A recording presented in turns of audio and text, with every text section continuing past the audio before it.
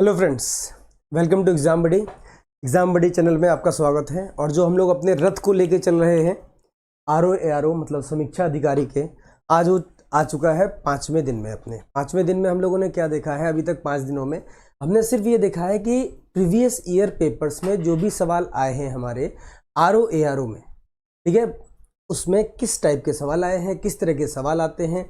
हम लोग आपसे पूरी कोशिश कर रहे हैं कि जितने भी आज तक के पेपर हुए हैं, ठीक है, पूरा प्रयास है हमारा उन सभी पेपर्स में सारे सवाल उठा के करवाए जाएं। कई बार आपको सवाल ऐसे मिलेंगे जो रिपीटेशन में होंगे, लेकिन थोड़ा सा बस लैंग्वेज में चेंज होगा या पूछने के तरीके में या पैटर्न में चेंज होगा। ये सारी चीज़ें आपको मिलेंगी, कोई बात नहीं, लेकिन आप सवालों को देखिएगा कि किस पैटर्न के किस तरीके से सवाल पूछे जा रहे हैं। ठीक है, चले अगर देखा जाए हम लोग तो आगे बढ़ते हैं और देखते हैं अपने पहले सवाल को। पहला सवाल बहुत सिंपल है, अल्फाबेटिकल सीरीज का है। साफ साफ लिखा गया है इसमें, which letter comes in the place of question mark, मतलब निम्नलिखित प्रश्न में प्रश्न चिन्ह के स्थान पर कौन सा अक्षर आता है। साफ साफ दिख रहा होगा आपको, लिख सकते हैं आपको। अगर आप चाहें तो इनके नंबर्स लिख लें। FD जो है वो 4 नंबर पर होता है, F6 नंबर पर होता है, I 9 पे होता है, M 13 पर होता है और X जो है वो 24 नंबर पर होता है। ऐसे भी कर सकते हैं। जैसे देखेंगे 4 से 6 तो कितना यहाँ पर प्लस हुआ है, 2 प्लस हुआ। 6 से 9 3 प्लस हुआ। 9 से 13 4 प्लस हुआ है। उसी तरह से 2 3 4 प्लस हुआ है तो यहाँ पर क्या प्लस होना चाहिए बेटा, 5। और अगर 13 में 5 जोड़ दोगे आप तो क्या आ जाएगा बेटा, 18 आ जाएगा। क्या आ जाएगा, 18। और 18 पे होता क्या है बेटा, R होता है। So your option D will be the correct answer. कुछ नहीं किया हम लोगों ने बेटा, इनके जो अल्फ़ाबेट्स के जो नंबर्स होते हैं ABCD के क्रम में, उनको साफ साफ लिख लिया है, उसके हिसाब से हमने निकाल लिया। सिंपल सीरीज बन गई हमारी। ठीक, अगर आपको ABCD के नंबर्स नहीं याद है तो भी इस सवाल को किया जा सकता है। ठीक है, on the tip of tongues आप गिन सकते हैं कि D के बाद EF 2 स्थान के बाद आ रहा है, उसके बाद F के बाद GHI 3 स्थान के बाद आ रहा है। तो वैसे भी कर सकते हो, कोई ज़्यादा कठिन सवाल नहीं है। चलिए नेक्स्ट क्वेश्चन की तरफ आगे बढ़ा जाए।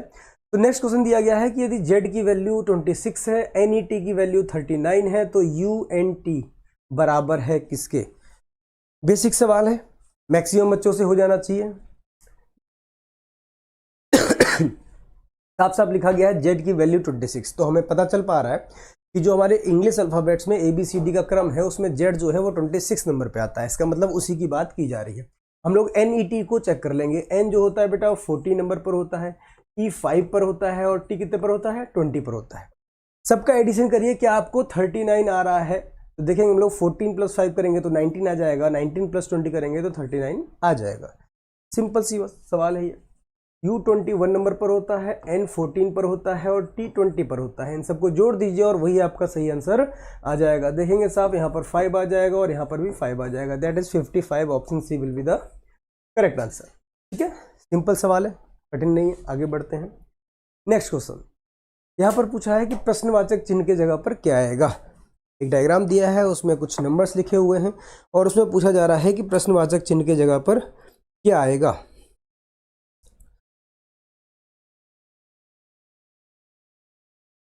जल्दी बताएं क्या आएगा, प्रश्नवाचक चिन्ह के जगह पर क्या आएगा।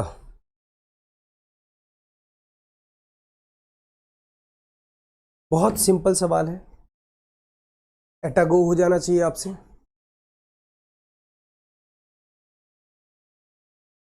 ये सिंपल सवाल कब हो जाता है, जब हमारे पास नंबर्स जो होते हैं वो छोटे आते हैं, मतलब सिंप्लीफाइड नंबर। जैसे इसमें देख पा रहा होगा 4 5 7 और 6 है, यहाँ पर 8 7 6 4, मतलब स्मॉल छोटे छोटे नंबर है। अगर यहाँ 121, यहाँ पर 555, यहाँ पर कुछ और लिखा होता तो हम लोग इसमें कंफ्यूज हो जाते हैं। ठीक है, तो ये सिंपल सवाल है। सिंपल कैसे, देखो हमें चाहिए 0 और हमें 0 कैसे लेके आना है, तो इन चारों की मदद से ही लेके आना है। इन चारों की हेल्प लेंगे तभी होगा। कैसे हेल्प करेंगे, तो दिख रहा है हम लोग को कि अगर हम लोग इनका हॉरिजेंटली और वर्टिकली ऐड कर दें तो 7 और 4 को जोड़ने पर 11 आएगा। उसी तरह से अगर हम लोग हॉरिजेंटली भी ऐड करें तो 5 + 6 को जोड़ने पर भी क्या आएगा, 11। इन दोनों को अगर सेपरेट किया जाए तो क्या आएगा बेटा, 0 आ जाएगा। सेम चीज़ यहाँ पर भी अगर हम लोग देखें तो 8 और 4 को जोड़ेंगे तो 8 4 12 होता है। और यहाँ पर 7 और 6 को जोड़ेंगे तो क्या आएगा बेटा, 13 आएगा। तो 13 और 12 के अगर डिफरेंस को निकालोगे तो कितना आ जाएगा बेटा, 1 आ जाएगा। लाइकवाइज यहाँ पर भी कर देंगे हम लोग।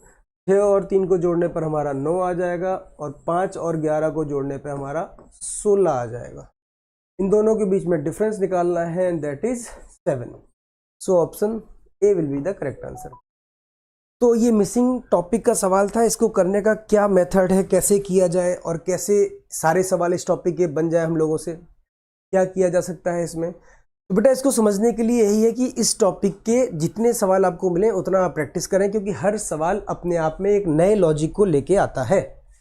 ठीक है, आपके पास जो भी बुक्स है, जो भी कॉपी है, या फिर ऑनलाइन जितने सवाल मिलते हैं आपको, आप उसको अटेम्प्ट करें। अटेम्प्ट करने के बाद अगर ना बने तो उसका आंसर देखें और उस आंसर्स को अपने जो भी नोट्स या जो भी आप पेयर कॉपी वगैरह बनाते हो उसमें आप उसको नोट डाउन कर लें, जिससे कि आप 2 4 6 बार उसको रिवाइज करें, जिससे कि वो फिर आपको आगे में नेक्स्ट टाइम में बनने लगेगा, डाउट नहीं होगा।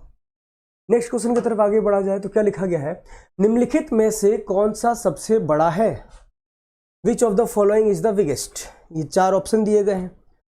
एक्चुअली में अगर देखोगे इसको तो ये सवाल जो है वो बेटा मैथ का आ गया, रीजनिंग में क्यों आ गया, रीजनिंग में नहीं आया है, ये सवाल आया है ROA में। और ROA में बोला जाता है कि मैथ नहीं आती है, क्या आती है, रीजनिंग आती है। तो बेटा रीजनिंग के पार्ट में ही आपसे पिछले बार भी बता चुके हैं और पिछले कई बार बता चुके हैं कि रीजनिंग के पार्ट में ही आपके छोटे छोटे टॉपिक से सवाल से आ सकते हैं, छोटे छोटे टॉपिक से सवाल आ सकते हैं। जैसे कौन कौन से टॉपिक हैं, तो लास्ट टाइम बताए थे आपको, परसेंटेज से भी आ सकता है, रेशियो से भी आ सकता है, पिछली क्लास में हमारे रेशियो से सवाल आए थे। ठीक है, और किससे आ सकता है, प्रॉफिट एंड लॉस से भी आ सकता है, परसेंटेज से भी आ सकता है। पिछली बार देखा था हमने कि एक घन को काटा गया था, 10% कम किया गया था, उससे क्या इफेक्ट पड़ा था उसके वॉल्यूम में। ठीक है, तो सारे सवाल हम लोग के आ सकते हैं। तो थोड़ा सा बेसिक पार्ट हम लोग मैथ का भी लेके चलेंगे हम लोग अपने साथ। तो इसमें बताइए सबसे बड़ा कौन है, सबसे बिगेस्ट निकालना है। Which of the following is the biggest, निम्नलिखित में से कौन सा सबसे बड़ा है। तो इसको करने का पैटर्न क्या होता है, इसको करने का पैटर्न बेटा बिल्कुल सिंपल है। आप सिर्फ किसके ऊपर ध्यान देंगे, पावर्स के ऊपर ध्यान देंगे। पावर में देखोगे तो एक पावर हमारे पास 1/3 है, एक पावर हमारे पास 1/4 है, एक पावर 1/6 है और एक पावर हमारे पास 1/12 है। तो जो भी ये सारे नंबर्स दिख रहे हैं, इन सब नंबर्स में जो भी हमारे पास डिनोमिनेटर है, जो भी हमारे पास हर है, इन सभी हरों का जो है एलसीएम निकाल लेते हैं। और एलसीएम आपको दिख रहा होगा 3 4 6 और 12 का एलसीएम जो है वो 12 ही आएगा। सबका एलसीएम क्या आएगा, 12 आएगा। जैसे ही आपको एलसीएम मिल जाता है, एलसीएम कैसे निकालना है पता ही है आप लोगों को। तो एलसीएम 12 निकलने के बाद सीधे सीधे मल्टीप्लाई करेंगे। तो 1/3 में अगर 12 से मल्टीप्लाई करोगे तो 3 4 जा 12। तो यहाँ पर हम लोग निकालेंगे 4 के पावर 4। सेकेंड चीज 1/4 को अगर मल्टीप्लाई करेंगे 12 से तो 4 3 जा 12। तो यहाँ हम लोग निकालेंगे 6 के पावर 3। उसके बाद 1/6 को अगर 12 से मल्टीप्लाई करेंगे तो 6 2 जा 12। इसका मतलब हम लोग 15 के पावर 2 निकालेंगे। और लास्ट में 245 है, तो 1/12 को अगर 12 से मल्टीप्लाई करोगे तो आएगा 1। इसका मतलब 245 के पावर निकालेंगे 1। अब बताएं 4 के पावर 4 क्या होता है, इसका मतलब 4 को 4 बार मल्टीप्लाई करना है। तो 4 4 जा 16 होता है, 16 4 जा 64 होता है और 64 4 जा 128 होता है। इसके निकालेंगे अगर तो इसकी वैल्यू होगी 4 × 4 × 4 × 4, 4 टाइम्स 4 का मल्टीप्लाई। और ये आता क्या है, 4 4 जा 16, 16 4 जा 64, 64 4 जा 128।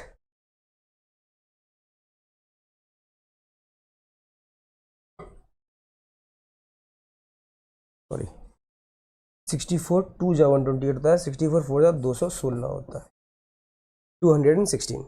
अब देखो 3 का मल्टीप्लाई 6 का पावर 3 निकालना है। इसका मतलब 6 × 6 × 6 3 बार मल्टीप्लाई होगा। तो 6 × 6 × 6 करेंगे, 6 6 जा 36 होता है और 36 को फिर 6 से मल्टीप्लाई करो, 6 का क्यूब निकालोगे तो कितना आता है,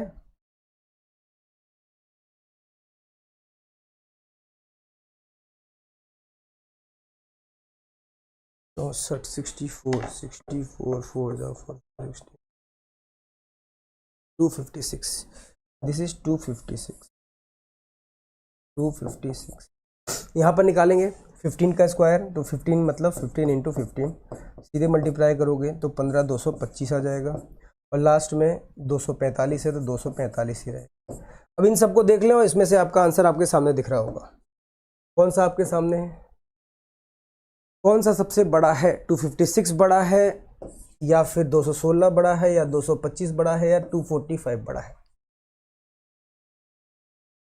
ठीक है, तो हमने सिर्फ क्या किया है बेटा, इनके पावर्स को जो है इनके पावर्स का एलसीएम ले लिया है। किसका किसका, 3 का 4 का पावर्स का, 3 का 4 का, 6 का एंड 12 का। हमेशा ऐसे ही करेंगे। सबका एलसीएम लेने के बाद क्या कर दिया हम लोगों ने, जो एलसीएम मिला है उसको मल्टीप्लाई कर दिया। 1/3 को 12 से मल्टीप्लाई कर दिया, 1/4 को 12 से मल्टीप्लाई कर दिया, 1/6 को 12 से मल्टीप्लाई कर दिया एंड लाइकवाइज 1/12 को भी 12 से मल्टीप्लाई कर दिया। इसको काटा हमने तो 3 4 जा तो 4 के पावर 4 निकाल लिया हम लोगों ने। इसको काटा तो 4 3 जा तो 6 के पावर 3 निकाल लिया। इसको काटा 2 जा तो 6 15 के पावर 2 निकाला, और इसको काटा तो 1 जा कट गया तो 245 के पावर 1। तो जब 4 के पावर 4 निकाला हमने तो 4 का 4 बार मल्टीप्लाई किया। समझ लीजिएगा दोबारा से कैसे किया है। तो 4 4 जा 16 आ गया, 16 को फिर 4 से मल्टीप्लाई करोगे तो 64 आ जाएगा, और 64 को 4 से मल्टीप्लाई करोगे कितना आ जाएगा, 256 आ जाएगा, 256। सेम चीज़ इसके साथ करोगे तो 6 को 3 बार मल्टीप्लाई करोगे, 6 × 6 × 6 तो 6 6 या 36, और 36 को भी 6 से मल्टीप्लाई करोगे तो ये 216 आ जाएगा, 216। लाइकवाइज 15 × 15 करोगे 2 बार तो ये 15 × 15 तो ये 225 आ जाएगा। तो साफ साफ दिख रहा है जो सबसे बड़ा है वो कौन सा है, 4 के power 4 that is 256। So option A will be the correct answer.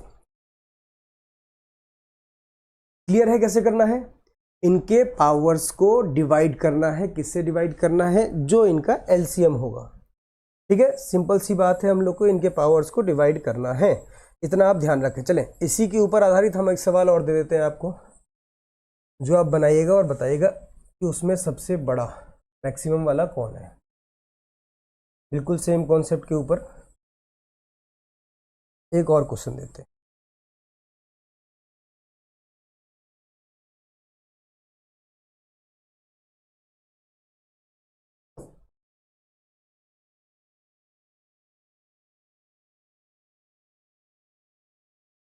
अब इसमें से बताइए सबसे बड़ा कौन है। 2 के पावर 1/2 है, 3 के पावर 1/3 है, 4 के पावर 1/4 है, और 5 के पावर 1/6 है। बिल्कुल सेम कॉन्सेप्ट के ऊपर क्वेश्चन है, जल्दी से बताएं इसमें कौन सा सबसे बड़ा होगा। सेम कॉन्सेप्ट हम लोग को फॉलो करना है, जो इनके पावर्स हैं उनका एलसीएम लें और उससे मल्टीप्लाई कर दें। तो हम लोग का 2 3 4 एंड 6 का एलसीएम क्या होगा बेटा, 2 3 4 एंड 6 का एलसीएम क्या होगा, 12 होगा। 2 4 2 3 4 2 3 4 एंड 6 का एलसीएम अगर निकालोगे बेटा तो 2 से काटोगे तो 1 आ जाएगा, 3 आ जाएगा, 2 आ जाएगा, 3 आ जाएगा, फिर 2 से काटेंगे हम लोग तो 1 आ जाएगा, 3 आ जाएगा, 1 आ जाएगा, 3 से करोगे बेटा तो 1 1 1 1 तो 2 2 4 4 3 12 विल बी द एलसीएम। अब एलसीएम 12 आया है तो इसमें भी 12 से मल्टीप्लाई की जाएगी, इसमें भी 12 से मल्टीप्लाई किया जाएगा, इसमें भी 12 से मल्टीप्लाई किया जाएगा, और इसमें भी 12 से मल्टीप्लाई किया जाएगा। 2 से काट देंगे 6 आ जाएगा, इसका मतलब 2 के पावर 6 निकालना है। तो काटेंगे 4 आ जाएगा, 3 के पावर 4 निकालना है, काटेंगे 3 आ जाएगा, 4 के पावर 3 निकालना है, और इसको काटेंगे 2 आ जाएगा, 5 के पावर 2। अब इसको सॉल्व कर लेंगे और हमारा आंसर आ जाएगा। 2 के पावर 6 निकालेंगे, इसका मतलब 2 × 2 × 2 × 2 × 2 कितने बार हुआ बेटा, अभी 5 ही हुआ है। एक बार और नीचे लिख देते हैं 2, ये 6 है तो 2 2 जा 4 4 2 जा 8 8 2 जा 16 16 2 जा 32 और 32 2 जा 64 की वैल्यू 64 है। 3 को करना है मल्टीप्लाई कितने बार, 4 बार, 3 × 3 × 3 × 3 3 3 जा 9 9 3 जा 27 27 3 जा 81, इसकी वैल्यू क्या आ गई 81। अब 4 के पावर 3 निकालना है, इसका मतलब 4 × 4 × 4 तो 4 4 जा 16 16 4 जा भी कितना होता है 64। लास्ट में 5 के पावर 2 मतलब 5 × 5 और 5 × 5 दैट इज 25। अब आप खुद बता दें इसमें से कौन सा सबसे बड़ा है, क्या 64 बड़ा है या 81 बड़ा है या 64 बड़ा है या 25, तो 64 बड़ा है। सो इसमें आपका आंसर क्या आता है 3 की पावर 1/3। तो इन सवालों को इसी तरीके से ही करते हैं, यही इनका पैटर्न है। एक बार हमने इनको समझ लिया तो लाइफ टाइम के लिए हो गया। 2 चीजें पूछ सकता है, इसमें कौन सा सबसे बड़ा है या फिर कौन सा सबसे छोटा है। सबसे छोटा वाला कौन सा आ जाएगा बेटा, अगर पूछा जाता तो 5 की पावर 1/6 आ जाता। क्लियर है, चलिए नेक्स्ट क्वेश्चन की तरफ आगे बढ़ते हैं। चलिए नेक्स्ट क्वेश्चन है, यदि 10 और 50 के मध्य एक अभाज्य संख्या इस प्रकार है कि उसके अंकों को आपस में बदलने पर कोई प्रभाव नहीं पड़ता है तो उस संख्या का वर्ग है। If a prime number between 10 and 50 is such that there is no effect on interchanging its digits, then square of that number। अगर हम लोग के पास बेटा बात कर रहा है ये प्राइम नंबर की, किसकी बात कर रहा है? प्राइम नंबर की। तो हम लोग क्या बोला गया है, किसके किसके बीच में? बिटवीन 10 and 50, इसका मतलब 10 के बाद से और 50 के पहले से, इनके बीच में जितने भी प्राइम नंबर आते हैं बेटा, उसमें ये बोल रहा है कि ऐसा प्राइम नंबर चाहिए जिनके अल्फ़ाबेट, जिनके नंबर्स को अगर चेंज कर दिया जाए, मतलब यूनिट और टेंस को आपस में अगर चेंज कर दिया जाए तो भी कोई फ़र्क नहीं पड़ेगा। ऐसे नंबर्स कौन कौन से होते हैं? तो इनके बीच में ऐसे नंबर आएंगे बेटा 11, 22, 33, 44, बस 11, 22, 33 एंड 44। सिर्फ यही 4 नंबर ऐसे हैं जिनके अगर नंबर्स को आप रिप्लेस कर देते हो, रिवर्स कर देते हो, यूनिट को टेंस की जगह पर और टेंस को यूनिट की जगह पर, तो कोई फ़र्क नहीं पड़ता है। और इसमें से हमें क्या चाहिए बेटा? प्राइम नंबर चाहिए। तो इसमें शायद बताने की ज़रूरत नहीं है कि प्राइम नंबर इसमें से कौन सा है, पता ही होगा आपको। प्राइम नंबर विल बी 11 और 11 का स्क्वायर क्या होता है? 121। So option A will be the correct answer. Clear? Simple question था। नेक्स्ट क्वेश्चन की तरफ आगे बढ़ते। चलिए नेक्स्ट क्वेश्चन देखते हैं। तो नेक्स्ट क्वेश्चन लिखा गया है अक्षर श्रृंखला। फिर से आगे हम लोग के पास एक अल्फ़ाबेट की जो चेन है, लेटर चेन, लेटर सीरीज लिखना चाहिए। लेटर सीरीज है, बताएं इसमें क्या आएगा?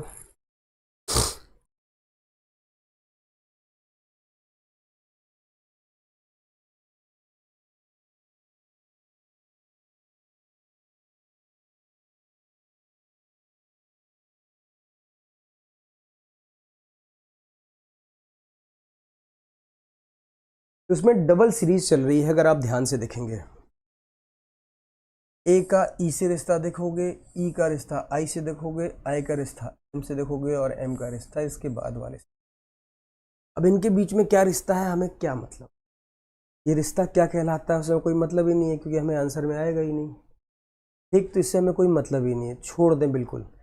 जो आपके काम का नहीं है उसको आप बिल्कुल ध्यान दें। उनके रिश्ते कैसे बिगड़ रहे हैं, अच्छे हो रहे हैं, कोई मतलब नहीं है। हम लोग सिर्फ किसको देखेंगे? जो हमारे काम का है। हमें चाहिए ये वाला है, और इसमें जो आएगा वो इसके बाद वाला आएगा, इससे हमें कोई मतलब नहीं। हम दूसरे वाले को देखते हैं। आर देखेंगे, एन देखेंगे, जे देखेंगे, इसके बाद ये हमारा आंसर आएगा। तो आर का लिख लें, आर 18 नंबर पर होता है। इसके पहले एन लिखा हुआ है जो कि 14 नंबर पर होता है, और इसके पहले क्या लिखा है? जे, जो कि 10 नंबर पर होता है। और इसके पहले वाला हम लोगों को निकालना है। इतना सा सवाल है हमारा। और इतना लिखने के साथ ही आपको दिख गया साफ साफ कि 4 का सब्सट्रैक्शन हो रहा है, 4 माइनस हो रहे हैं।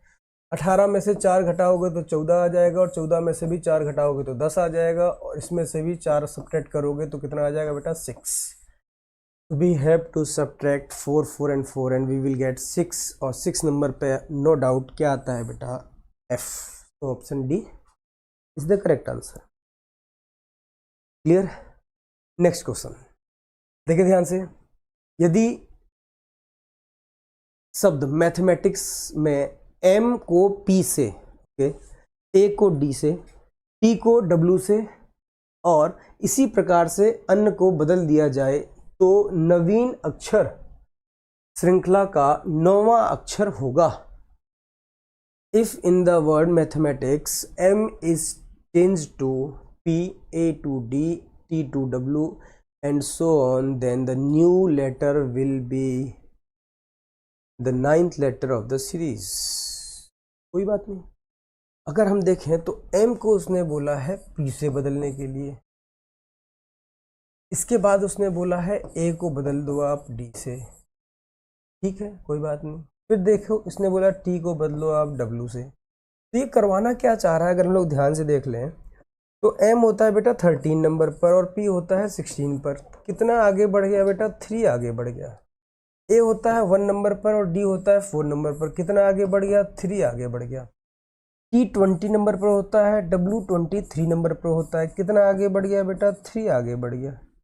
इसका मतलब कुछ नहीं करना है हम लोग को, सारे अल्फ़ाबेट जितने लिखे हैं मैथमेटिक्स में सबको 3-3 आगे बढ़ाना है। क्यों बढ़ाएं हम सब 3-3 आगे, जब हमसे बोला गया है 9वां अक्षर का ही आंसर होगा। तो सिर्फ सीधे 9 अक्षर पकड़ लेते हैं, 1 2 3 4 5 6 7 8 9, आई है हमारे पास। तो आई हमारा होता है बेटा 9 नंबर पे, 9 में सीधे सीधे 3 जोड़ देंगे 12 आ जाएगा, 12 पर एल होता है, टिक कर देंगे। सबको आगे बढ़ाने की जरूरत ही नहीं है, जो आंसर आएगा उसको टच करेंगे। क्लियर है?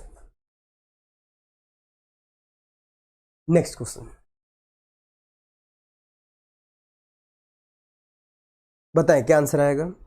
अच्छा सवाल है, कोशिश करें, एक बार में ये सवाल नहीं बनने वाला है, टाइम लग सकता है इसको बनाने में, और सीधे अगर एग्जाम में आया तो नो डाउट आपसे नहीं बनेगा, आप फंस जाओगे अगर इस तरह के सवाल आपने पहले नहीं बनाए हुए हैं।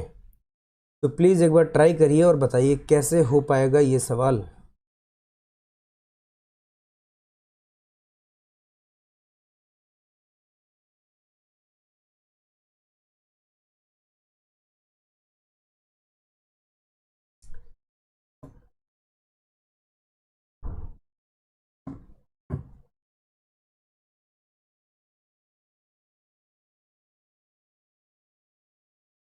वेरी गुड बेटा, 32 32, तो option B will be the correct answer. चले देखा जाए अगर, तो क्या दिया गया है, 5 7 9 9 6 4 एंड 36 36। अगर आप देख के समझ पा रहे होगे कि हम लोग को करना किस तरह से, वर्टिकली करना है, इन तीनों का आपस में रिश्ता है। कैसे रिश्ता है तो देख रहे होगे, 9 इंटू 5 करने से आपका 45 ही आएगा। अगर हम लोग देखेंगे तो 9 5 जा 45 आएगा, हमको चाहिए कितना, 36। तो इसमें से ये 9 कम ही तो है 36। सेम चीज अगर इन दोनों को मल्टीप्लाई करें हम लोग, 7 6 जा 42 आता है, और 42 में से अगर ये 6 ही सब्ट्रैक्ट कर दिया जाए तो 36 मिल जाएगा। लाइकवाइज इन दोनों को मल्टीप्लाई कर देंगे हम लोग, 9 4 जा 36, और 36 में से 4 ही सब्ट्रैक्ट कर देंगे तो कितना आ जाएगा, 32। ठीक, या तो आप इस तरह से समझ लें सवाल को, या फिर डायरेक्टली अगर करना चाहें तो क्या करना है, 9 को मल्टीप्लाई करना है, लेकिन इससे एक छोटे नंबर से। 5 लिखा है तो 5 से एक छोटा नंबर क्या होता है, 4, तो सीधे सीधे 9 इंटू 4 कर देंगे, 36 आ जाएगा। 6 को मल्टीप्लाई करना है, लेकिन जो 7 है नंबर लिखा है इससे एक छोटा, तो 7 से एक छोटा क्या होता है, 6, तो 6 6 जा 36। 9 को क्या बोलते हैं इसको, सॉरी, इसमें हम लोगों को 4 को मल्टीप्लाई करना है, 4 को मल्टीप्लाई करना है, लेकिन किससे मल्टीप्लाई करना है, 9 से एक छोटे नंबर से मल्टीप्लाई करना है। 9 से छोटा क्या होता है, 8 होता है, तो 8 4 जा 32 will be the correct answer. So option B is correct. चलें नेक्स्ट क्वेश्चन की तरफ आगे बढ़ते हैं। नेक्स्ट क्वेश्चन लिखा है, राम उत्तर पश्चिम 4 किलोमीटर पैदल चलता है और फिर 3 किलोमीटर दक्षिण पश्चिम जाता है, प्रस्थान बिंदु से वह कितनी दूरी पर है। बस इतना सा। राम नॉर्थ वेस्ट डायरेक्शन में 4 किलोमीटर, ठीक है, नॉर्थ वेस्ट डायरेक्शन में 4 किलोमीटर चलता है, walks on foot and then 3 kilometre goes to south west, 3 kilometre south west जाता है। How far is he from the starting point. बताइए जल्दी से, सिंपल क्वेश्चन है, जल्दी से बताएं क्या आएगा, 5 या 7। ऑप्शन एक ही टिक करने हैं बेटा, 2 ऑप्शंस नहीं मिलेंगे। देखिए एक्चुअली अगर आप बेसिकली भी अगर देखोगे तो इसमें साफ साफ लिखा गया है कि राम पहले नॉर्थ वेस्ट जा रहा था, उसके बाद कहाँ मुड़ गया, ये साउथ वेस्ट मुड़ गया। नॉर्थ वेस्ट डायरेक्शन क्या होती है बेटा, नॉर्थ वेस्ट डायरेक्शन, ये अगर हम लोग का स्टार्टिंग पॉइंट है, नॉर्थ वेस्ट डायरेक्शन होती है ये, this is north and this is west, north और वेस्ट के बीच में नॉर्थ वेस्ट। तो नॉर्थ वेस्ट कितना गया, ये 4 किलोमीटर, और नॉर्थ वेस्ट के बाद बोला गया है कि ये साउथ वेस्ट चला गया, and south west is this, और साउथ वेस्ट कितना गया है बेटा, 3 किलोमीटर गया है। ठीक है, अब ये डायग्राम देख के हम लोगों को डाउट हो रहा है और हम सवाल के आंसर निकालने में कंफ्यूज हो रहे हैं, क्योंकि हमसे ये डिस्टेंस पूछा गया है। लेकिन अगर हम लोग इसी सवाल को इस तरीके से देखते कि राम ईस्ट डायरेक्शन में गया है 4 किलोमीटर, उसके बाद नॉर्थ डायरेक्शन में गया है 3 किलोमीटर, उसके बाद पूछते स्टार्टिंग और एंड पॉइंट के बीच में डिस्टेंस कितनी है, तो आप खटाक से आंसर देते 3 4 और 5 आ जाएगा। सर ट्रिपलेट हर बार आ रहा है, कल भी पढ़े थे, डिस्टेंस डायरेक्शन पढ़ेंगे तो ट्रिपलेट आपको हमेशा मिलेगा। ठीक है, या फिर आप नॉर्मल पाइथागोरस थ्योरम लगा देते, 3 4 मतलब perpendicular square plus base square equal to hypotenuse square, वहाँ से भी 5 निकल जाता। लेकिन जब इसको हम लोग इस रूप में देखते हैं तो हम लोग कंफ्यूज हो जाते हैं, क्योंकि हम लोग को 90 डिग्री का एंगल देखने की जो आदत है वो खड़ी लाइनों के बीच में देखने की आदत है। हम भूल जाते हैं कि यहाँ से भी जब ये इधर मुड़ा होगा तो ये डायरेक्शन जो बना होगा बेटा वो 90 ही बना होगा। तो नो डाउट अगर ये 3 है और ये 4 है तो डिस्टेंस कितनी होगी बेटा, ये 5 किलोमीटर की ही होगी। So option D will be the correct answer. ठीक है, तो राइट एंगल बेटा हमेशा खड़ा नहीं होगा, राइट एंगल की भी जिंदगी है, वो लेट भी सकता है, सो भी सकता है, तो यहाँ पर उसने उसको लेटा दिया, कोई बात नहीं, ध्यान रखिएगा, ऐसे भी आ सकता है। नेक्स्ट क्वेश्चन देखें।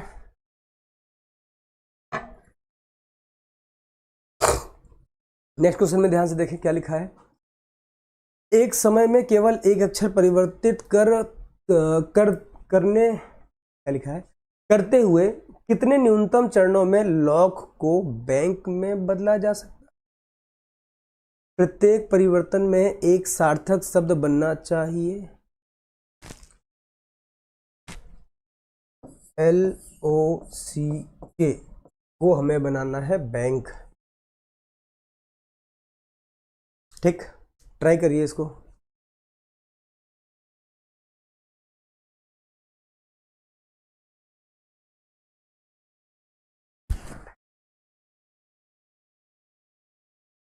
ठीक है, एक बार इसको ट्राई करिए। लॉक को हम लोग को बदलना है बैंक में, तो लॉक को बैंक में बदलने के लिए हम लोग सबसे पहले एल को बदलेंगे। अगर तो एल की जगह हम लोग क्या रख दें,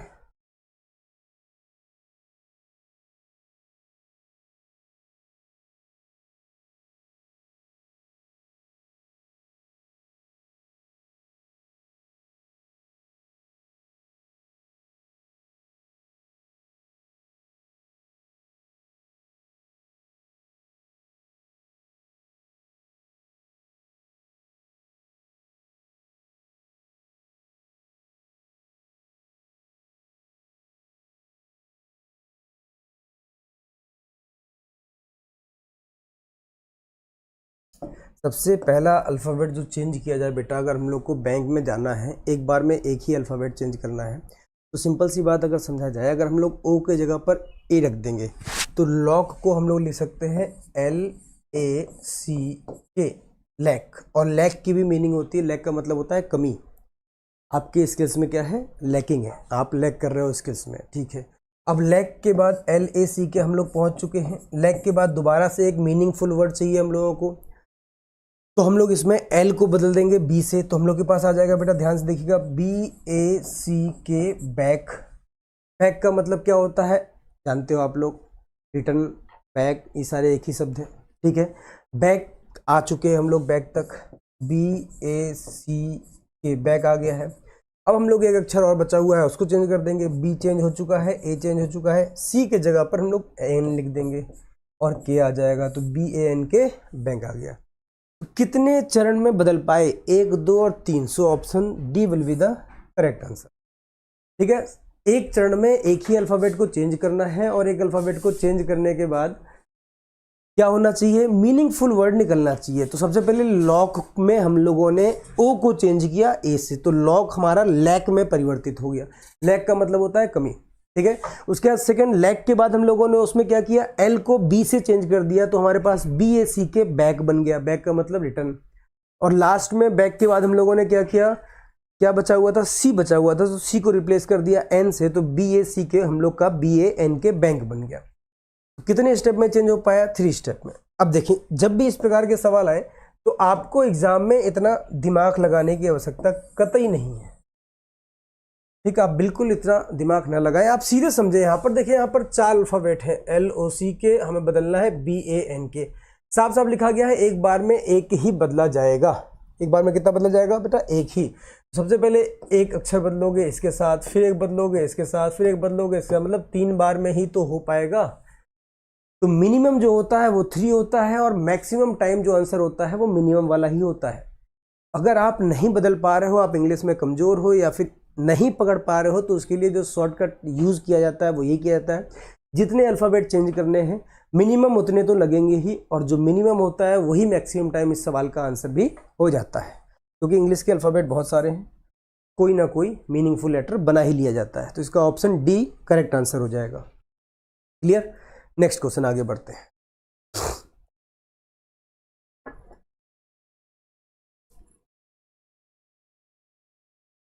बताए, यदि एक दर्पण में देखने पर किसी घड़ी में समय 9:30 प्रतीत हो रहा है तो सही समय क्या हो रहा होगा? इसका मतलब ये क्लॉक में देखा गया समय बता रहा है। लिखा गया है if a time in a clock appears to be 9:30 after looking in the mirror then the correct time is. इसका मतलब इसमें करेक्ट टाइम दे के मिरर इमेज नहीं पूछ रहा है, उल्टा पूछ रहा है। बोला गया है कि पहले घड़ी में देखा गया, घड़ी को मिरर में देखा गया, तो मिरर में ये समय दिखाया जा रहा है, तो आपको बताना है करेक्ट टाइम क्या हो रहा होगा, सही टाइम हो रहा क्या हो रहा होगा।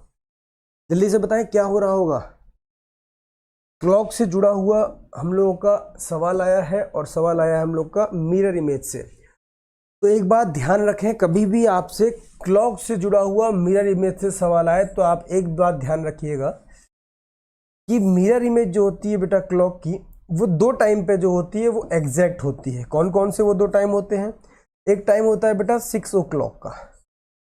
6 o'clock का अगर आप बनाओगे मिरर इमेज तो बिल्कुल एग्जैक्टली बनता है, क्योंकि दो घड़ी की दोनों सुइयां जो होती हैं वो एग्जैक्टली सेंटर में होती हैं, तो इसका क्या बनता है? एग्जैक्टली सेंटर में बनता है। और दूसरा टाइम जो होता है वो होता है 12 बजे। एग्जैक्ट 12 बजे भी यही सिचुएशन होती है कि घड़ी की दोनों सुइयां कितने पर होती हैं? सेंटर पर होती हैं। कहाँ पर होती हैं? सेंटर पर। तो वहाँ पर भी कहाँ बनेंगी? सेंटर पर। इसका मतलब हमारा 6 बजे और 12 बजे, ये दो टाइम ऐसे मिल गए हम लोगों को जिनका इमेज जो होता है वो बिल्कुल क्या होता है? डिट्टो होता है, बिल्कुल सेम होता है। तो हम लोग को जब भी मिरर इमेज से सवाल आएगा तो सीधे इन दोनों का डबल करिए। 6 बजे का डबल कर दोगे बेटा तो कितने बज जाएंगे? 12 बज जाएंगे। और 12 बजे का डबल करोगे तो 24 बज जाएंगे। तो जैसे ही आपके सामने सवाल आएगा मिरर इमेज का, आपको 12 बजे से घटाना है या 24 बजे से। इसका मतलब अगर समय आपको 24 घंटे वाला दिया गया है, लिखा गया 22:32 पे, मिरर इमेज कितना आएगा? तो 24 घंटे से घटा देंगे। और अगर हम लोग को सवाल पूछा गया है कि 11:32 पे कितना आएगा, 10:32 पे, 5:06 पे, कुछ भी समय, तो हम लोग 12 बजे से घटा देंगे। तो सिंपल सा मेथड है, इसको घटा के देख लिया आप लोग जल्दी से। ये कितना दिया गया था समय? 12 घंटे वाला है, 24 वाला? देखेंगे 9:30 है बेटा, तो इसको 12 से घटाने से काम चल जाएगा। लेकिन जब 12 से घटाने जाएंगे तो देखेंगे यहाँ 00 मिनट लिखे हुए हैं, यहाँ 30 मिनट। तो कोई बात नहीं, उधार मांग लेंगे। भारतीय होने के नाते ये तो हमारा फर्ज है कि उधार मांगे, मिले चाहे ना मिले बात अलग। जब ये उधार देगा तो ये बड़ा आदमी, ये बोलेगा हम देंगे तो पूरा घंटा देंगे, तो ये 1 घंटा दे देगा। 1 घंटे में कितने मिनट बेटा? 60 मिनट। बचे कितने? 11। तो ये हम लोग बेटा जब भी मिनट्स भी आएंगे तो 11:60 से घटाएंगे। 9:30 को 11:60 से घटा दो, आपका आंसर आ जाएगा 30 आ जाएगा। 9 2 11, 2:30 will be the correct answer. और यहाँ पर यह भी ध्यान रखिएगा, चाहे वास्तविक समय देके घड़ी में समय पूछा गया हो, चाहे घड़ी में देकर वास्तविक समय पूछा गया हो, मतलब रियल टाइम करेक्ट टाइम दिया गया हो और मिरर इमेज पूछी गई हो, या फिर मिरर इमेज दी गई हो और रियल टाइम करेक्ट टाइम पूछा गया हो, दोनों ही स्थितियों में आपको 12 बजे से ही घटाना है। कई बच्चों का दिमाग उल्टा काम करने लगता है जब सवाल उल्टा पूछ लेता है। जैसे इसमें पूछा है, इसमें क्या पूछा है कि घड़ी को पहले दर्पण में देख लिया गया, वो समय बता दिया गया और करेक्ट टाइम पूछा जा रहा है। तो बच्चों को लगता है सही वाले में तो 12 बजे से घटाते हैं और उसमें 12 बजे में जोड़ देंगे, छोड़ दोगे तो गलत हो जाएगा। तो हमेशा क्या करना है? घटाना ही है, चाहे सवाल कैसे भी आए। और अगर हमारे पास ये आया ही है मिरर इमेज का सवाल, तो तुरंत हम लोग यहीं पर देख लेते हैं वाटर इमेज का सवाल। ठीक है, मिरर इमेज में हमेशा क्या ध्यान रखेंगे? 12 बजे से घटाना है। अगर वाटर इमेज का सवाल आया था, सेम सवाल, बोलता 9:30 पर बताइए कि वाटर इमेज क्या हो रही है। सवाल आया ही है तो उसको भी क्लियर कर लेते हैं साथ ही साथ। यहाँ पर सिर्फ इतना लिख देता, लुकिंग इन द मिरर के जगह लुक इन वाटर, घड़ी की जगह लिख देता पानी। तो आपके आंसर्स क्या होते? तो आंसर कैसे निकल?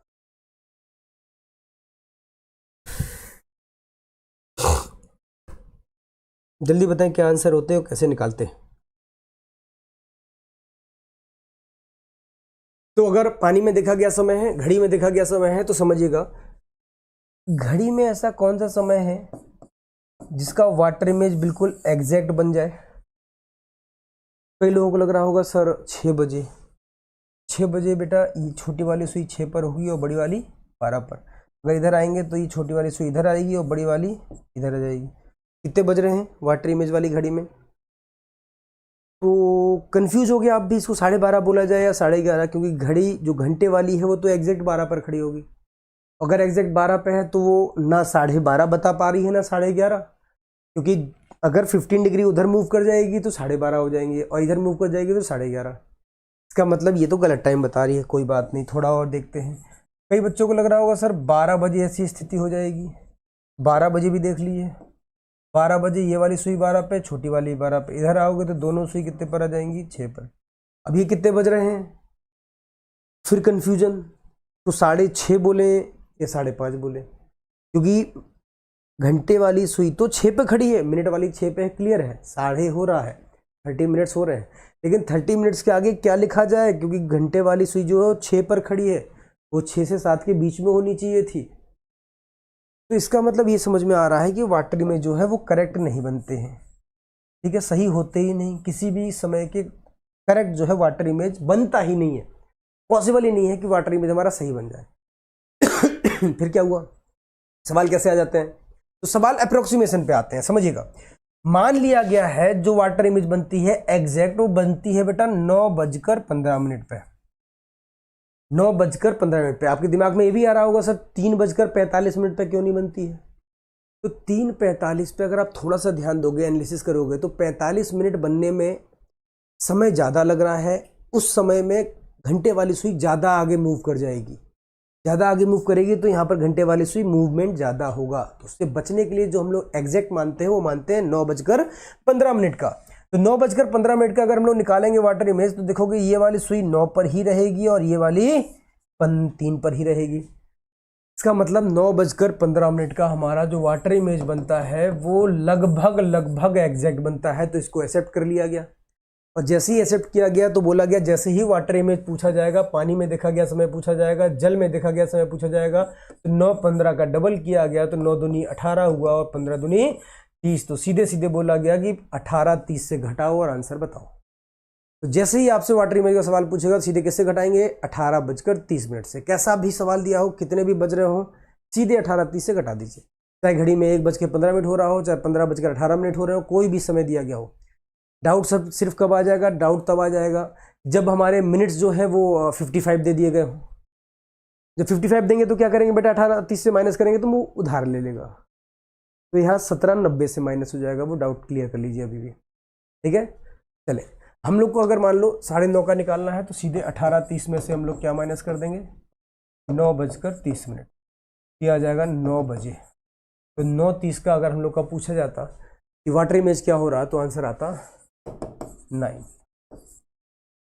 चल नेक्स्ट क्वेश्चन की तरफ आगे बढ़ा जाए। चल, मिसिंग नंबर का क्वेश्चन है और करिए, अच्छा सवाल है।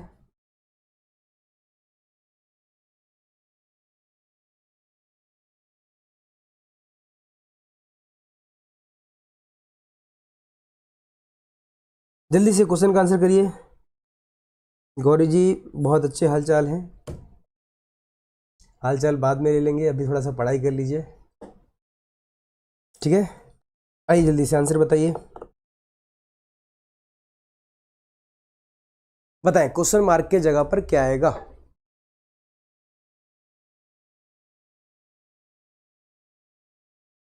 विजिबल है आप लोगों को साफ साफ? अगर नहीं तो हल्का सा लिख देते हैं, यहाँ पर 5 17 9 लिखा हुआ है, इसके नीचे 3 21 और 7 लिखा हुआ है, इसके नीचे 7 16 एंड 8 लिखा हुआ है, और लास्ट में 6 10 और क्वेश्चन मार्क लगा हुआ है। ठीक, ये चार्ट है आपका। जल्दी से आंसर बताएं इसमें क्या आएगा।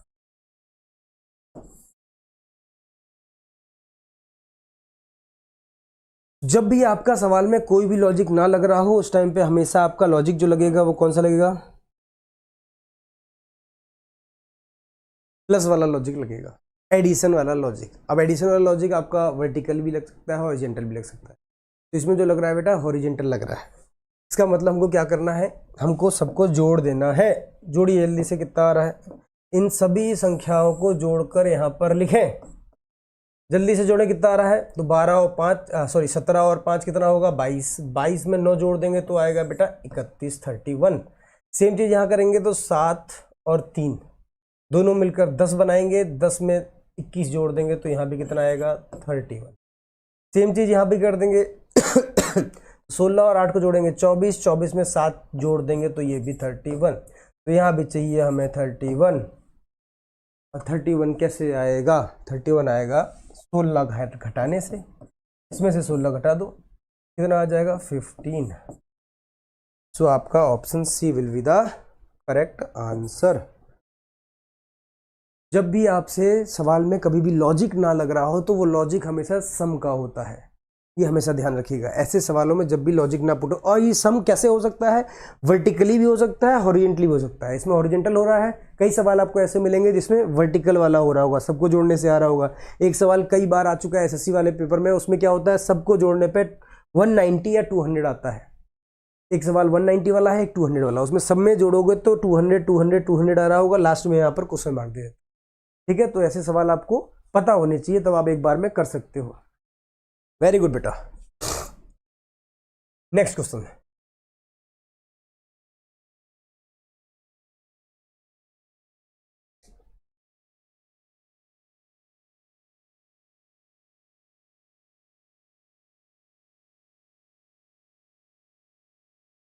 देखिए यहाँ पर 2000 के बाद मल्टीप्लाई का साइन लगा होना चाहिए, तभी सवाल पूरा हो पाएगा।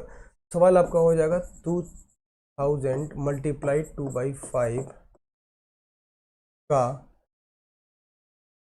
50% का 40%। ठीक है, ये होगा पूरा सवाल। क्योंकि अगर इसको एज अ होल नंबर, मतलब एक नंबर मांग लेंगे, क्या मान लेंगे 2000 होल 2/5, तो हम लोग का सवाल निकल ही नहीं पाएगा। ठीक, गलत हो जाएगा। तो उससे बचने के लिए पहले इसको समझिए, इस तरह का सवाल होगा। यहाँ पर का लिखना या के लिखना भूल गए हैं। ठीक, ये सवाल है हमारा, इसको बनाइए अब। तो कुछ नहीं, सीधे सीधे लिखना चाहो तो लिख लो, काटना चाहो तो काट लो, पर लिख ही लेते हैं। 2000 इंटू 2/5 मल्टीप्लाई 50% मतलब 50/100, और यहाँ पर 40% मतलब 40/100। तो पहले 0 0 को ख़त्म करें, 1 2 1 2, मार्कर चेंज करके ख़त्म करते हैं, दिखाई सही से। 1 2 1 2 1 2 1 2 खत्म हो गए। अब 5 को 5 से ख़त्म कर देते हैं, नीचे सारे अल्फ़ाबेट ख़त्म हो गए, सारे नंबर्स ख़त्म हो गए हैं, ऊपर से मल्टीप्लाई करना है। तो 4 2 जा 8 और 8 2 जा 16, और 0 कितने बचे हैं ऊपर, सिर्फ एक 0 बचा है 2 के बाद वाला, तो 160 will be the correct answer. कुछ करने की आवश्यकता नहीं है, बहुत सिंपल सा क्वेश्चन था। क्लियर है? Next question. वेरी गुड बेटा। नेक्स्ट क्वेश्चन देखिए, इसमें हमें निकालना है सबसे बड़ा भिन्न क्या है। सबसे बड़ी भिन्न निकालना है, इसमें सबसे बड़ी भिन्न कौन सी है।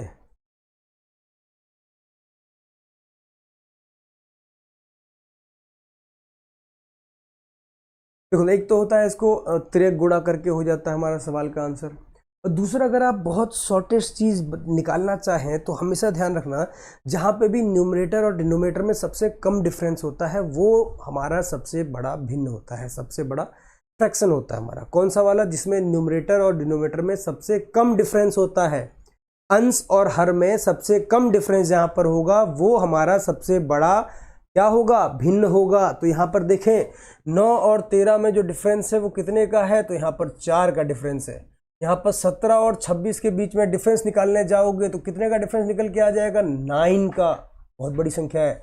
28 और 29 में सिर्फ 1 का डिफरेंस है, और 33 और 53 में निकालोगे तो डिफरेंस कितने का आ गया बेटा, डिफरेंस 19 का आ गया। ठीक है, तो इसमें पूछा गया सबसे बड़ा भिन्न, और हमेशा ध्यान रखना जिस भी भिन्न में, जिस भी फ्रैक्शन में न्यूमरेटर और डिनोमिनेटर, अंश और हर के बीच में डिफरेंस सबसे छोटा होता है वो सबसे बड़ा होता है 90% केसेस में। और यहाँ पर तो डिफरेंस भी बहुत बड़े बड़े हैं, 4 का है, 9 का है, 19 का है, तो सीधे सीधे पकड़ें और इसको टिक मार दें आंख बंद करके, यही हमारा सही आंसर। अगर आप रीजनिंग का पेपर देने आए हैं, मैथ की आपको ज़्यादा नॉलेज नहीं है, डायरेक्ट सवाल करने का यही अप्रोच है।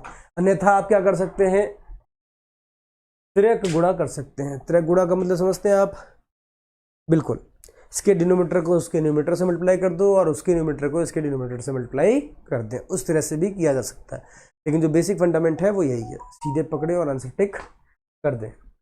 वेरी गुड बेटा, 28/29। नेक्स्ट क्वेश्चन, नेक्स्ट क्वेश्चन है which of the following group is different from the others. बताएं इन चारों ऑप्शन में से कौन सा जो है वो अदर से, दूसरों से अलग है।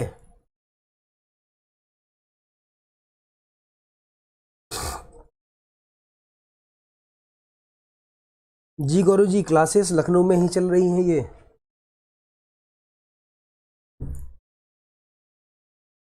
ABCD कौन सा वाला आंसर आएगा?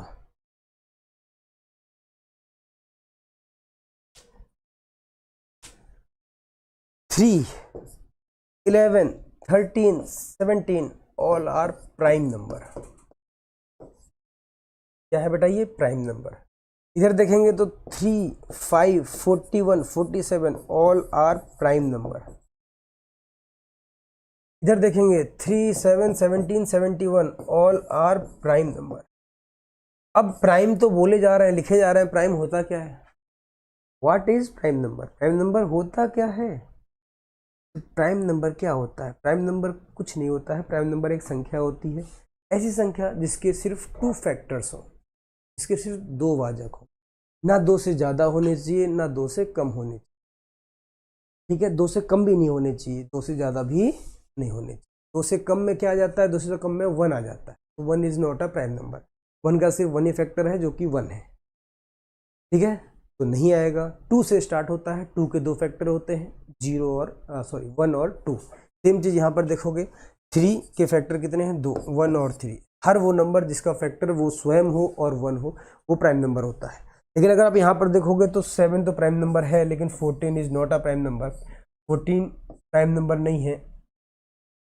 14 आभाज्य संख्या नहीं है, ये भाज्य संख्या।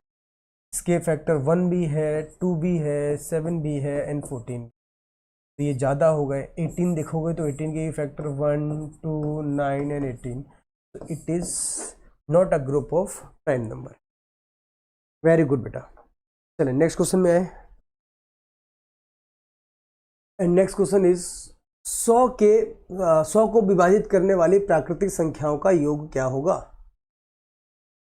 100 को विभाजित करने वाली प्राकृतिक संख्याओं का, बहुत इंटरेस्टिंग सवाल है। इससे रिलेटेड 2 सवाल आए थे। ठीक है, इससे रिलेटेड 2 सवाल आए थे। एक देखो यहाँ योग पूछा गया है, और एक बार पूछा गया था प्राकृतिक क्या बोलते हैं, भाज्य देने वाली, विभाज्य करने वाली संख्याएं कितनी हैं।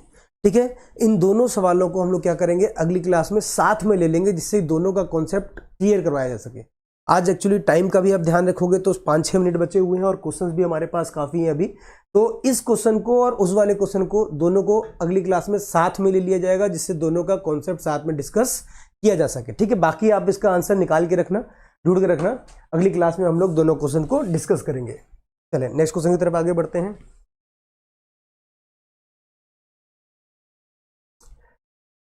प्लस और डिवाइड तथा 2 और 5 को आपस में बदल देते हैं, तो आंसर क्या आएगा?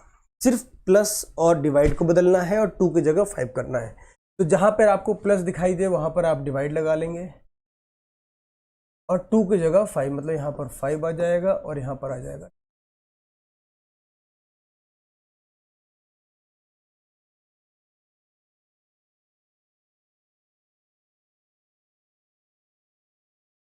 थोड़ी सी यहाँ पर देखिए इनकी प्रिंटिंग एरर हो गई है। फिर से प्रिंटिंग एरर हुई क्या है?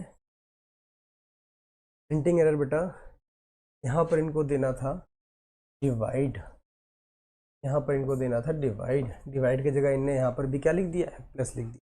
तो आपका जो असली नंबर होगा वो होगा 8 + 4 × 5 डिवाइड 2 - 3। अब इसमें सबसे पहले हम लोग चेंजेस करते हैं अकॉर्डिंग टू क्वेश्चन। तो क्वेश्चन में बताया गया सबसे पहले आपको कि प्लस और डिवाइड को चेंज करना है। तो यहाँ पर ये क्या आ जाएगा? यहाँ पर डिवाइड आ जाएगा, और यहाँ पर क्या आ जाएगा बेटा? प्लस आ जाएगा। उसके बाद 2 और 5 को आपस में रिवर्स करना है, तो यहाँ पर बेटा क्या आ जाएगा, 5 आ जाएगा और यहाँ पर 2 आ जाएगा। अब सॉल्व कर लेते हैं। सबसे पहले डिवाइड, बोर्ड मास नियम यूज करेंगे। सबसे पहले ब्रैकेट, फिर ऑफ, फिर डिवाइड, फिर मल्टीप्लाई, फिर ऐड, फिर सब्ट्रैक्शन। ठीक है, तो ब्रैकेट है नहीं हमारे पास, ऑफ भी नहीं है, डिवाइड करते हैं। तो डिवाइड कर देंगे इसको इससे, तो यहाँ पर 2 आ जाएगा। ठीक है, 2 के बाद आपको दिख रहा होगा यहाँ मल्टीप्लाई लगा हुआ है, 2 लिखा हुआ है, फिर प्लस लिखा है, फिर 5 लिखा है, फिर माइनस, फिर 3, फिर मल्टीप्लाई होगा तो मल्टीप्लाई कर देते हैं। 2 2 जा 4 प्लस 5 माइनस 3, फिर एडिशन लिखा है, जोड़ देते हैं 5 4 9 माइनस 3, तो क्या आ गया 6। बहुत सिंपल है। सो ऑप्शन सी आपका सही आ जाएगा। वेरी गुड बेटा, लेकिन 4 नहीं 6 आएगा बेटा। ठीक है, गलती यहाँ पर क्या थी, क्वेश्चन में गलती थी। क्वेश्चन में यहाँ पर बेटा प्लस नहीं, यहाँ पर डिवाइड होगा बेटा, तभी सवाल हमारा बन पाएगा, नहीं तो सवाल के आंसर जो आएंगे वो भिन्न में आ जाएंगे। Very good. नेक्स्ट क्वेश्चन की तरफ आगे बढ़ा जाए तो सीक्वेंस का सवाल है, अल्फ़ाबेट वाली सीक्वेंस है, बना लीजिए। और इसको बनाने के पहले सीधे सीधे पहले ऑप्शन जरूर देख लिया कीजिए। ऑप्शन अगर देखेंगे तो हम लोग को पहले वाले को बनाने की जरूरत ही नहीं है, एक्स वी टी आर को छूने की भी जरूरत नहीं है, क्योंकि पहला अल्फ़ाबेट सब में सेम है। सेकंड से काम करते हैं, तो सब सेकंड में हमारा बी 2 नंबर पर आता है, डी 4 नंबर पर आता है, एफ 6 पर आता है, 8 पर आता है, तो 10 आएगा। 10 का मतलब होता है जे। तो सेकंड अल्फ़ाबेट हमें जे चाहिए, जो कि हमारा ए में भी नहीं है और डी में भी नहीं है। अब लास्ट अल्फ़ाबेट के ऊपर चला जाए तो जेड 26 पे होता है, ये 25 पे होता है, 24 पर होता है, 23 पर होता है, 22 पर वी होता है। तो वी चाहिए हम लोग को, जो कि ऑप्शन बी में है। तो सीधे आप बी को टिक करेंगे और आगे बढ़ जाएंगे। So option B will be the correct answer.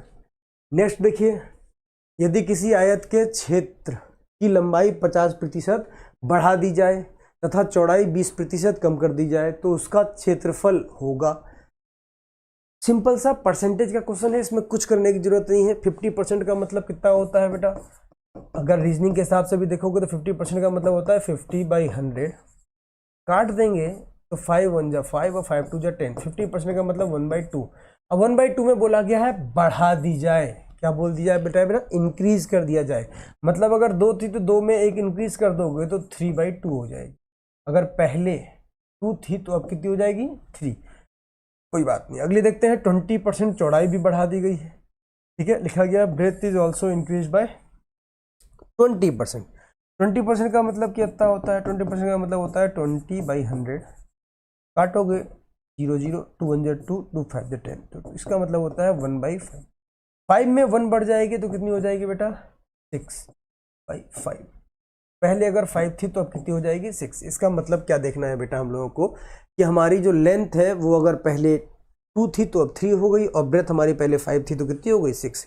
अब बोला गया है इट्स एरिया, एरिया कितनी बढ़ जाएगी, तो एरिया में क्या करते हैं, मल्टीप्लाई करते हैं लेंथ और ब्रेथ का। कर दीजिए, आंसर आपके सामने है। तो सीधे सीधे 3/2 मल्टीप्लाइड बाय 6/5 दिख रहा होगा। 2 से काट देंगे 2 1 जा 2, 2 3 जा 6, और कुछ कटेगा नहीं। 3 3 जा 9 और नीचे 5, तो 9/5 गुना हो जाएगी, बात खत्म। कुछ करने की आवश्यकता ही नहीं है। समझ में आ गया होगा, क्लियर है। सीधे हमने परसेंटेज को चेंज कर दिया भिन्न में और सीधे मल्टीप्लाई कर दिया उनको। नेक्स्ट क्वेश्चन की तरफ आगे बढ़ते हैं। तो नेक्स्ट क्वेश्चन इज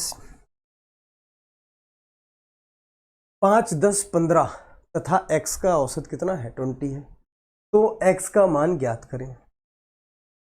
ठीक, कर लीजिए। It is as simple as nothing, can say nothing, कुछ नहीं। सीधे 5 + 10 + 15 + x की जो वैल्यू है, इनके औसत की वैल्यू मतलब बाई 4 की वैल्यू जो है वो 20 है। जोड़ दिए सीधे सीधे। 15 5 20 10 30 30 प्लस x की जो वैल्यू है वो 20 × 4 है। तो x की जो वैल्यू आएगी वो आएगी 80 - 30 दैट इज 50। सो ये आपका आंसर हो जाएगा। और अगर आपके पास थोड़ा सा मैथ्स का भी लॉजिक काम करता है तो आपको साफ साफ समझ में आ रहा होगा। औसत 20 है, मतलब इसको भी 20 होना चाहिए, इसको भी 20 होना चाहिए, इसको भी 20 और इसको भी 20 होना चाहिए। 20 में से कितना कम है 15, इसके पास होगा वो। ये कितना कम है 10, वो भी यही देगा। ये कितना कम है 5, वो भी यही देगा। इनको जोड़ दीजिए 50 आ जाएगा। ठीक, तो वैसे हम लोग कर सकते हैं। आपको जो ज़्यादा सही लगे आप वैसे करिए और वो आपका सही आंसर हो जाएगा। गीता की ओर इंगित करते हुए रमेश ने कहा, जल्दी से करें। वेरी गुड बेटा। गीता की ओर इंगित करते हुए रमेश ने कहा, मैं उनकी माँ के पुत्र का इकलौता पुत्र हूँ। गीता का रमेश से क्या संबंध है? Pointing to Geeta, Ramesh said, I am the only son of his mother. देखो क्या बोला गया है, गीता की ओर इंगित करते हुए रमेश ने कहा कि मैं उनकी माँ का इकलौता पुत्र हूँ। अब जो इतना सिंपल सवाल है, गीता की तरफ इशारा कर रहा है और क्या क्या कर रहा है, मैं उनकी माँ, गीता की माँ होगी कोई, उनकी माँ के पुत्र का, इनकी माँ का पुत्र कौन होगा? गीता का कोई भाई होगा। इनकी माँ, गीता की माँ का पुत्र कौन होगा? गीता का कोई भाई होगा, जाहिर सी बात है। इसका इकलौता पुत्र हो मतलब इसके भाई का पुत्र कौन हो गया? ये रमेश हो गया, सीधी सी बात है। रमेश कह रहा है मैं गीता के माँ का एक पुत्र है जो गीता का भाई हो गया, उसका इकलौता पुत्र हूँ, तो ये रमेश आ गया। अब पूछा क्या गया है, how is Geeta related to Ramesh? तो गीता कौन है? इनके पिताजी की भाई है। पिताजी के भाई को क्या बोलते हैं? बुआ बोलते हैं और पैटर्नल बोलते हैं, टैटर्नल नहीं बोलते हैं। पैटर्नल की भी स्पेलिंग गलत है, मैटरनल की स्पेलिंग गलत है। ठीक है, मैटरनल का मतलब माँ से जुड़ा हुआ, मौसी वाले, मौसी मामा सब मैटरनल में आते हैं। और पैटर्नल का मतलब पापा से जुड़ा हुआ, जैसे बुआ फूफा, ये सारे किस में आ जाएंगे? पैटर्नल में आ जाएंगे। ठीक, चले नेक्स्ट क्वेश्चन की तरफ आगे बढ़ते हैं। सिंपल सा क्वेश्चन था। निम्नलिखित को तार्किक रूप में जोड़ें। बिल्कुल लाइन से लगाना है, सिंपल सा सवाल है। दिया गया है आयत, रेखा, त्रिभुज, बिंदु, कोण। इधर क्या लिखा गया इंग्लिश में? Rectangle, line, triangle, point, angle. सबसे छोटी चीज क्या होती है? पॉइंट होती है बेटा। सबसे पहले बिंदु आएगी, बिंदु से हम लोग क्या बनाएंगे? एक लाइन बनाएंगे। तो सबसे पहले पॉइंट मतलब 4 नंबर आना चाहिए। पॉइंट के बाद हमारा एक लाइन बनेगी, लाइन से क्या आएगी? 2 नंबर आ जाएगा। 4 के बाद 2 नंबर। लाइन के बाद हम लोग क्या बनाएंगे बेटा? एंगल। जैसे ये लाइन बन चुकी है, यहीं से एक और लाइन खींच देंगे तो क्या बन जाएगा बेटा? एंगल बन जाएगा। तो एंगल हमारा कितने नंबर पे है? 5वें नंबर। इसके बाद क्या आएगा? 5वां नंबर आएगा। एंगल के बाद हम लोग क्या बनाएंगे? एंगल के बाद इसको हम लोग ट्रायंगल बना सकते हैं। ठीक है, तो एंगल के बाद जो नंबर आएगा वो किसका आएगा? ट्रायंगल का, मतलब 3 नंबर का। और ट्रायंगल के बाद अगर एक और लाइन खींचोगे तो रेक्टेंगल भी बन जाएगा। ठीक है, इसके बाद रेक्टेंगल बनेगा, दैट इज 1 नंबर। तो option B will be the correct answer. Next question, फिर से हल्का सा मैथ से जुड़ा हुआ क्वेश्चन आ गया। चलिए, this is the last question for today. आज का ही लास्ट क्वेश्चन है, जल्दी से इसको अटेम्प्ट करें, फिर हम लोग बढ़ते हैं नेक्स्ट सब्जेक्ट की तरफ। ठीक, जल्दी से इसको करिए, उसके बाद आपकी नेक्स्ट सब्जेक्ट की क्लास स्टार्ट होने जा रही है।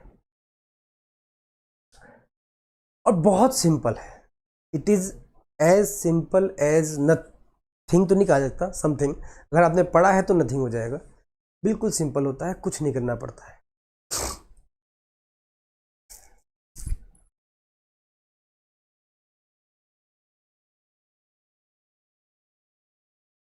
जल्दी करें।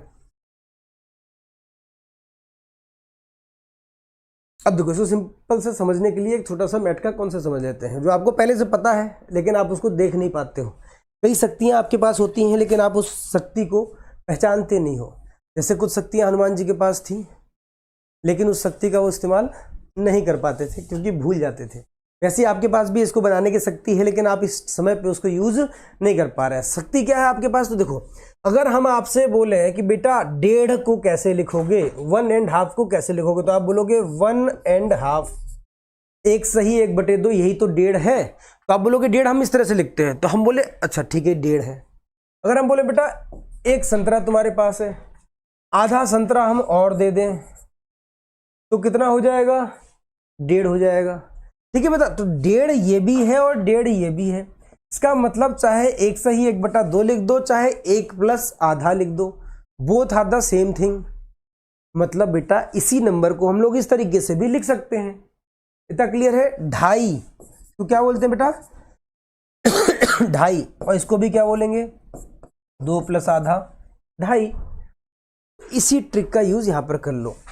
जो ये दिमाग है उस दिमाग का इस्तेमाल हम लोग यहाँ पर कर लेंगे। कैसे इस्तेमाल करेंगे बेटा, देखो तो लिखेंगे 1 + 1/2 प्लस 11 + 1/2 प्लस 111 + 1/2 प्लस 1111 + 1/2। अब देखें इकाई के अंक पे अगर देखा जाए हम लोग कितना आ रहा है, 1 2 3 4 4 आ जाएगा, इसके पहले 3 आ जाएगा, इसके पहले 2 आ जाएगा, इसके पहले 1 आ जाएगा। और अगर ध्यान से देखोगे तो आधे आधे को जोड़ लेते हैं तो ये आधा और ये आधा मिलकर 1 बन जाएगा, ये आधा और ये आधा मिलकर 1 बन जाएगा। तो इन दोनों को मिलकर 1 बना है, इन दोनों को मिलकर 1 बना है, तो 1 और 1 कितना हो जाएगा, 2 हो जाएगा। क्लियर, 2 और जोड़ दोगे आपका आंसर आ जाएगा 1 2 3 6। So option A will be the correct answer. तो इन सवालों को आप हमेशा इसी तरह से करना, और इस प्रकार के सवाल एक देके देखते हैं आप लोग कर पाते हो कि नहीं, देखिएगा ध्यान से और बताइएगा क्या इसका यही सही आंसर है, निकालिएगा और बताइएगा। एक सवाल दे रहे हैं आप लोगों के लिए, बिल्कुल सेम पैटर्न के ऊपर है। 999 1/2 प्लस 999 1/3 प्लस 999 1/4 प्लस 999 1/, ऐसे कर लो इसको, में आप कंफ्यूज जाओगे।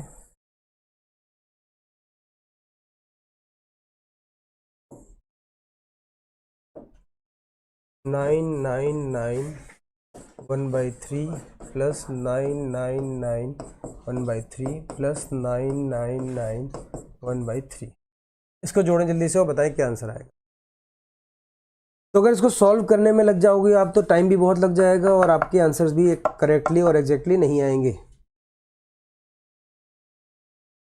इसको भी सेम तरीके से यूज करना है। कैसे यूज करना है, तो बेटा सबको अलग अलग कैसे करेंगे, 999 प्लस 1/3, इसको भी तोड़ लेंगे तो 999 प्लस 1/3। सेम चीज इसको भी करेंगे 999 प्लस 1/3। अब देखोगे 999 999 999 3 बार आ चुके हैं।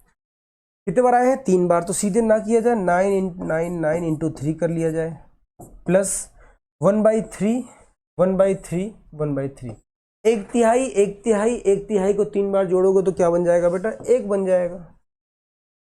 सीधे सीधे मल्टीप्लाई कर दो, आपका आंसर आ जाएगा 9 3 27 का 7 आ जाएगा, 9 3 27 28 29 9 3 27 28 9 प्लस 1 कर दो, 2998 आपका आंसर आ जाएगा। कभी भी आपको इस पैटर्न पे सवाल आए तो हमेशा किस तरह से करना है बेटा, उसको डिवाइड करके साथ में लेके चलोगे तो कॉम्प्लिकेटेड हो जाएगा, सवाल बड़ा हो जाएगा और आप फंस जाओगे। उससे बचने का बेस्ट तरीका जो है वो यही है। ठीक, चलिए आज की क्लास हम लोग यहीं पे रोकते हैं। अगली क्लास आपकी साइंस की होने वाली है। साइंस में आप पढ़ेंगे फिजिक्स और केमिस्ट्री में जो सवाल आए हुए हैं वो सारी चीज़ें आप लोग देखेंगे। मोहित सर आपकी क्लास लेंगे। ठीक है, चलो, थैंक यू।